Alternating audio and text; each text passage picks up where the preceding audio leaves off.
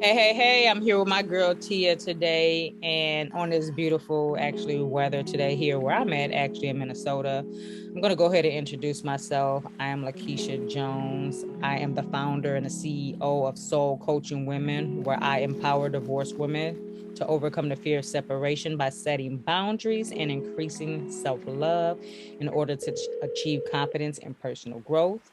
I'm also the author of Grand Rising, a self-help book for anybody that's going through some type of trauma in their life to be able to want to love self and put self first. All right, go ahead, Tia. Hey, I'm your girl, Tiara Marie. I'm your motivational coach, helping you self assess, set goals, and getting you on the path to reach those goals. So, we're here today, talking it up. Let's talk about it. Keisha, what are we talking about today? We are going to talk about the, I don't even know Latest, what I want to call it. What did you say? the latest catastrophe. That's exactly what it is. And With where was it Uvalde? at? Where was it at? Uvalde? Is it Uvalde? I'm not sure how to pronounce it. Uvalde, I don't Texas? I don't The even know I don't know how to pronounce it either, I but it's think in that's Texas. what it's called. We're gonna call it Uvalde. I think it was in Texas, right? At least. But yes, it was in Texas. Okay. About the shooting at the school, and it was an elementary school. So we're going to discuss that today. You see, we're a little discombobulated because it's a lot of what's going on that affects everyone around the world, especially when you have kids to go to school. I have one that's in middle school as well as one in high school. And just to even think about them going out to school and my baby not coming back home, and you sent them to school to be able to learn, that's trauma. I mean, it's like when I wouldn't even be able to wrap my head around it. It's like lost for words, because I mean, you would have never thought that would happen in a million years. Yeah. So this young man, I think, is 19. They killed him, right? He's dead, right? I think he's dead. He is dead. I'm not for sure. Yeah, he is dead. He is dead. And I know he said what, closer to school. Yeah, I think so. Then he And, also killed his grandma. yeah, he killed his grandma, and all of it was on social media. Right before he did it, I'm gonna kill my grandma. He was talking to, I think, a young either German or Russian girl he met on social media and kind of giving her the status, hey, I'm going to shoot my grandma. You want to see it on the news? Okay, I just shot her. I'm going to go shoot some kids at a school. I'm on my way. And he was literally documenting the whole thing. So that is crazy. And I know I want to say mental health for him, and it probably is, but he was so intentional. Exactly. And that's where I'm sort of like lost for words, because he was very intentional. You knew exactly what it is that you wanted to do. You planned it out what you wanted to do. So it's like, how is that a mental something? You feel what I'm saying? It really doesn't make sense to me, because then sometimes if things happen, you're not aware, or something just, I'm finna, you Mhm. just go do something.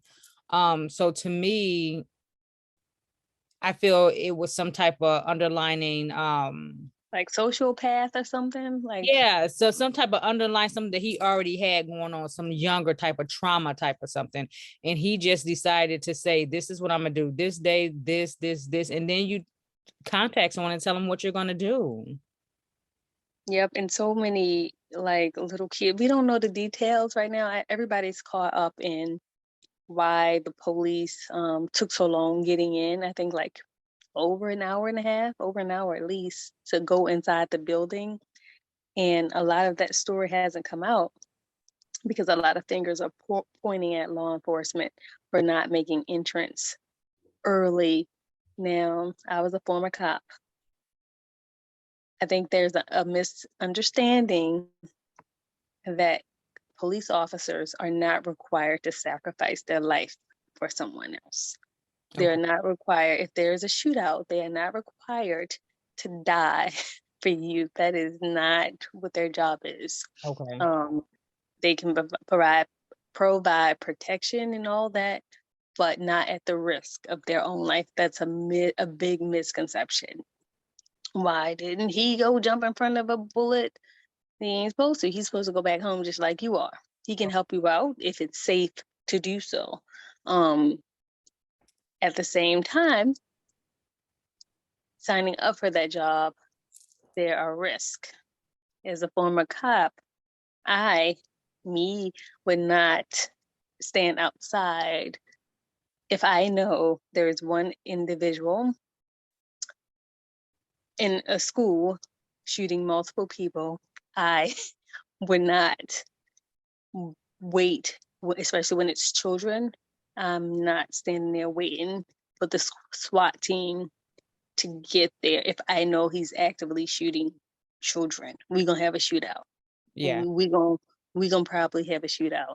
I'm gonna I'm gonna take something that probably ain't gonna protect me, but I'm gonna try to go in there and whoop you. I don't need to be a cop, but if I see you shooting at kids, Yeah, exactly. I don't think I'm gonna just stay in there. Makes sense. Now if it's a bank robbery and you busting your way out with guns, I'm sitting there like, oh, we're gonna wait for SWAT to get here. We'll see, we'll catch them, we'll find fingerprints. I'm Hmm. not chasing you for no money. If kids getting shot, I don't know if I actively, like in progress over minutes, I probably had to. Those people who were like held outside, the parents was like, no, we can't go in, and they were making them stay outside. I don't know. They would have had to shoot me. I They'd couldn't have have to been shoot me I couldn't have been that parent. I could not have been that parent because that's challenging. very much so, You very know, much so. I mean, just even knowing that is an active shooter in there.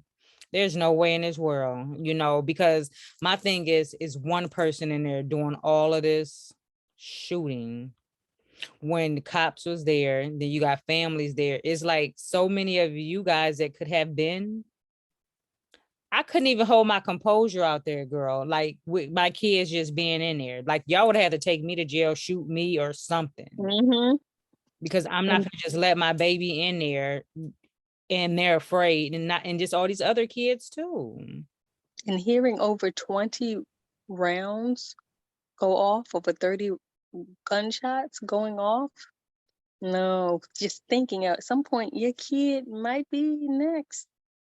Might Yeah. be next. No, no, sir. I remember after, I think it was Columbine or it was Sandy Hook. I was so scared for my niece and my nephew in school. And they're in a mostly white area. So they were seeing a lot of like writing on the school walls and things like that. And Okay. I was just so scared some kid was gonna come to school and do something. It just like drove me nuts. So I'm over there at their house, like, what are emergency procedures? Get on the ground, crawl. Like, don't look for your friend, even if you're siblings. Do not worry about yourself. If you with your siblings, crawl. Crawl out the window. This is what I would tell my kids. Don't go back trying to find your brother, your sister. If both of y'all worried about getting out, you ain't got to worry about going looking for your friend, because that's how a lot of kids get shot. They'll Yes. come back looking for their friend, go trying to find their brother, reaching for. Mm-hmm. Everybody take off. That's it. Everybody take off. We're gonna meet out back. Both That's of us it. not gonna die. Right. That's You right. And know. I think it's more like an instant, you know what I'm like, because they're afraid, Hmm. they're scared, and it's like, okay, I'm just gonna run or I gotta Hmm. find my sibling. And it's like, I think what parents and aunties and we need to really think of a plan as far as like if this happens, what does that look like? You see what I'm saying? Because that's what they're going to do. That's going to be their natural Hmm. reaction. So it's like if we start talking about this now, don't do this, look this, look, I don't lay down on the ground, play dead, whatever. Hmm. But start these things now will make a difference as far as what it is moving forward with that child. Going out a window. Yep. Just that's it, hiding under something, just make sure you're not visible. I think that's important versus a lot of crying and screaming. It starts at home too. Hmm. That starts at home. The thing is, after this shooting, my kids had they're in like a more of all black school. Mm-hmm. One of them is more of an all white school, but the one that's in a more all black school, they had like a volunteer that came there, Okay. was white, and had the nerves to say the N word around all these black people. And I guess the teacher overheard it and it reported it to to the principal. However, if you're there volunteering, how do you think that's okay? You're an adult, you're not a child. In what context, not that it matters, was it used? You What were they know, saying? I'm not even for sure exactly. However, I didn't even give a damn how it was used. I just gave a damn, like you said it. You are way old enough to know that that is not okay. And then you're at an all black school. Who the fuck do you think you are? So Mm. that's how I felt. Like it, it didn't even matter. Then we get an email about what happened. And I'm just like, this is sad. But this is after the shooting. So then you know where my brain went to, like, okay, what if this person want to come back and shoot up this school? Mm-hmm. It's crazy that you have to have the um the driving while black conversation and police officers. Now you got to have, you know, how to be keep your head on a swivel in that educational environment. How you make sure you don't get shot at school. How to look out, look behind your back, check your six at all times if there's a student that's wanting to, harm everybody. Mhm. So just so many different aspects that kids got to deal with now, and it's getting younger. I mean, can you even have that conversation with a 10-year-old and a 6-year-old? It's challenging. It's so challenging because that'll put them in a certain situation like, oh my gosh, I don't want to go to school. I rather Mm-hmm. I'd rather be at home online. Then at the same time, if you at home online and just say they did go to something like that, because like the in-home learning school and things like that, then it's like, okay, what do I do next? How does it Mm-hmm. work? So I think it still again starts at home, and regardless of the age, we have to start talking to them now. That's just simple as it is. Yeah. Because they're seeing it already. They seen it on the news. They seen it on social media. These kids is getting younger and younger, and they're already on social media. So again, like I stated, why not start at home with mothers, dads, aunties, uncles, and let our loved ones know, should this happen, these are the steps that you need to take. It's just, I mean, it's that simple because we're giving it to them. I don't give a damn what a teacher say. Oh, look, all of us, let's go over here. No, this is not what I was taught. Yeah. All right. And we always go, like, how are these kids constantly shooting up? Because there was a church shooting, right? Or was it a supermarket that happened the week prior, Mm-hmm. where someone went and shot a bunch of black folks in New York, like just a week prior, or maybe right after. Um, and um, we always say, you know, I hope it's not a black person. Is it? Is that the case? Recently, it was a black person who did the shooting. Right. Right. And to me, it's like, I don't even give a damn about the color. My thing is, you even going up in a school, however, whatever, that's not okay. It's not. You know, But people so, have that misconception that yeah. it's always a white person or something. I'm like, it could be anybody who loses it, like mental Yeah. mental health, Yeah. mental health care. Mental health, I agree.